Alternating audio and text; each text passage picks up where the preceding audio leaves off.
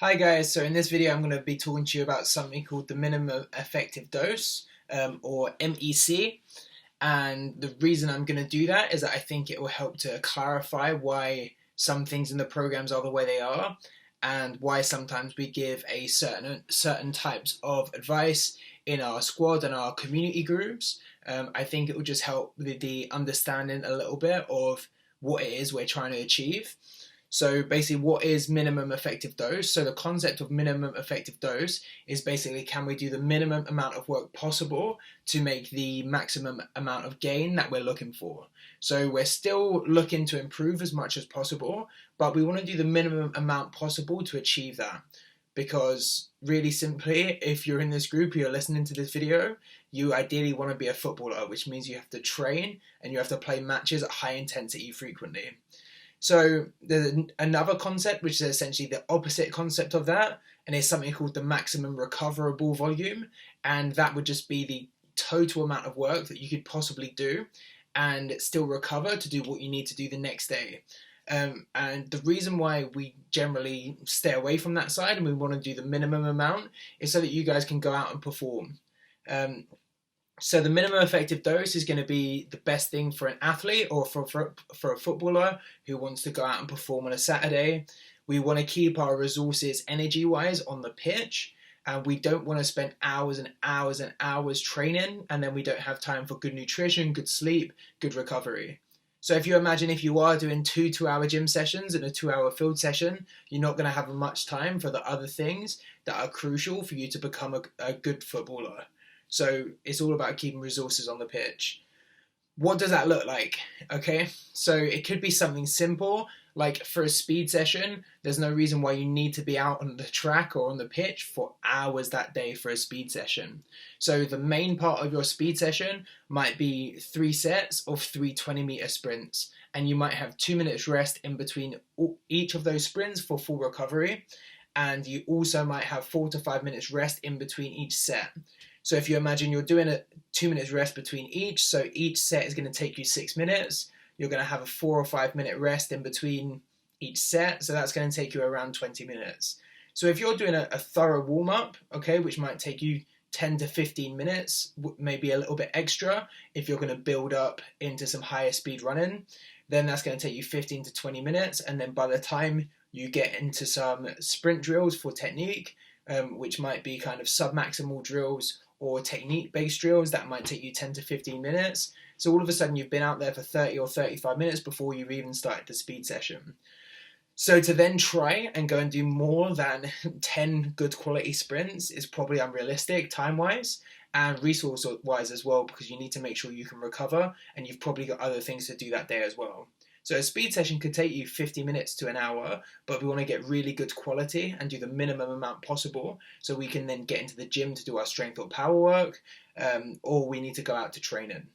So that's what it might look like for a speed session. For a gym session, we often get stuck in the mindset of the 3 sets of 10, which has been around for years and years.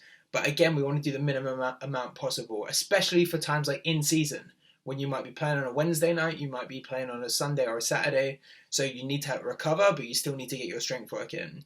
So something simple that you could do is something like 2 sets of 4 and a trap bar deadlift. So obviously you're going to have a dynamic warm-up in the gym, obviously you're going to be gradually warming up, so you can get 2 heavy sets of a trap bar deadlift, which might take a little while depending on your strength level.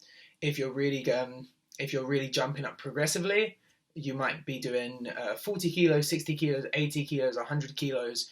And for strong people, that might end up going to 180, 200 kilos or more.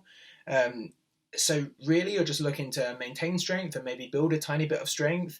But your main part of your session would be 2 sets of 4. Because you don't want to be sore for the next day. You might be training later. You might have trained that morning. So you're just going to try and do the minimum amount you can possibly do to maintain and possibly build strength. Okay, so that's what it might look like in a gym setting. Obviously, that wouldn't be the only part of your session, but in terms of your main lower body strength movement, that's what you might be looking at. And in terms of something like conditioning for endurance, that again might have that two sets of 4 minutes. So I know I like 2 times 4, with good reason most of the time. But yeah, so it might be at the end of your gym session or the end of your field session, you might go out and do 2 sets of 4 minutes conditioning. And if you're training intensely and you're playing intensely frequently, you might not have a huge amount of time to go out and do extra stamina or endurance work. And that's why that 2 sets of 4 minutes of really short, intense bursts could be useful. And that could be something as simple as sprints on a bike. You might do 15 seconds on, 15 seconds off, with those 15 seconds almost as fast as you can go, maybe at like an 8 or 9 out of 10 RPE. And you can continue that for 4 minutes, have 2 minutes rest, and then go back in for another 4 minutes. So if you think about that, it's 10 minutes total that you might just add on to the end of a gym session if you're on a bike or a rower or something like that.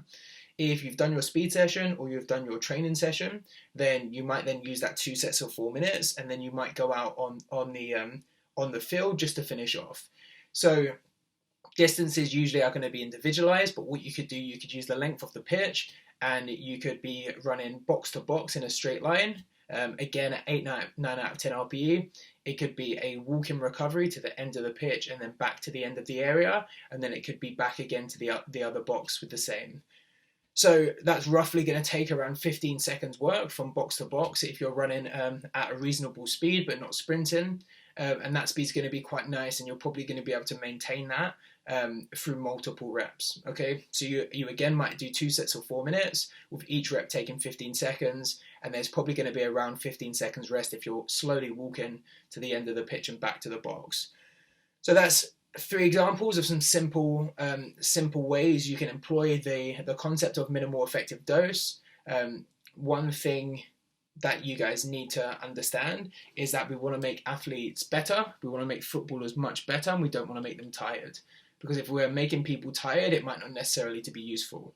So I'm not saying there's not a time to work really hard and I was going to say almost die. We don't want to get anywhere near that close, but there's no reason why we can't work extremely hard to the point where we don't think we can go anymore at times. There might be a place for that, but generally speaking, we want to be employing the minimum effective dose. If you see videos where athletes are working incredibly hard, they're getting incredibly tired, they might be doing things like 300 reps of burpees and any of that style of training. They might not actually be training physical qualities that's going to make them a better player. It might just look cool on Instagram and YouTube, and it might not actually be improving them. So we want to make sure that we're doing good quality work at the appropriate times and planned in the appropriate way. That's going to allow us to still perform out on the pitch and improve the physical qualities that are going to help us there.